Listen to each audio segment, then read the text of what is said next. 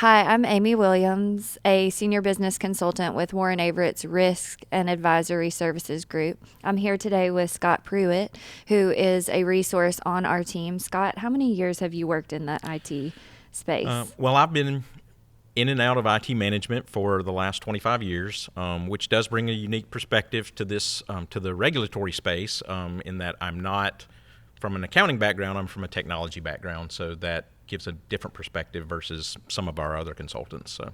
Sure. And you've been with the firm how long? A little over 17 years. Okay.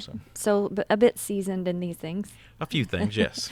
Okay, so on our previous series, we talked with Justin Headley about kind of tone at the top, governance, culture, more of our high level things that we emphasize. But today I wanted to talk about a few specific things related to cybersecurity and the things that you see in the more technical elements of what we do. The first being that we always recommend proactive versus reactive approach. Can you kind of tell me a little bit more what that means to you? Well, in the environment, you want both because, of course, you're trying to prevent. That's the proactive piece. So, good endpoint protection, good identity management, making sure that you're secure in how you access your information from outside the network, things along those lines. But at the same time, you also want to address the reactive portion because that's going to minimize the expenditure if something does go wrong. And you do want to do as much as you can on the proactive side, but ultimately, if you're proactive and something occurs and you have not developed the procedures to react when something goes wrong, the cost can go up as well. Sure. So we're talking, when you're thinking proactive, there are things you're going to do to mitigate the risk. Reactive is when it occurs, not if, kind of because that's the culture that we live in. You have to have already sandboxed it in order to You're wanting to know for sure. minimize the impact at that point. Okay.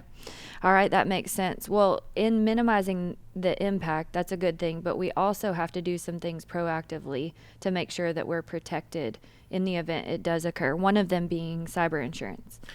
Yeah, and that's an interesting area right now because the environment for cyber insurance is changing so much. Mm-hmm. Insurance companies are finally beginning to understand that they have an unmanaged risk in that space, and they don't really have a good way of defining how to define that risk, mm-hmm. how to determine what company is a good risk and what is not. So we've seen at a minimum, insurance premiums are going through the roof because they're trying to minimize their exposure. We're also seeing where they are beginning to require different due diligence on the company's part to ensure that they're minimizing the risk of the carrier, not minimizing the risk of the company. The insurance company is obviously wanting to minimize their risk, and so they are beginning to add additional requirements to keep your premiums low. So due diligence, essentially. For the due diligence piece, yes. Okay. So, yeah, previously it was sort of hey, we have this corporate insurance, check the box, I'll add cybersecurity. Now it's a very specified kind of program, if you will. Yeah, 10 years ago, it was a rider added to your general liability policy that they could, just upcharge a little bit on. Mm-hmm. But with all of the payouts recently, they are also very active in litigation if they can determine that it was a state-sponsored organization.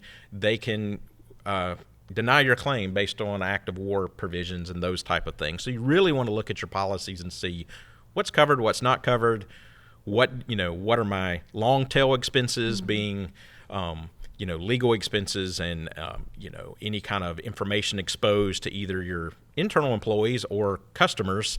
What kind of payout am I getting to cover that ongoing expense for, say, credit monitoring or those type of activities?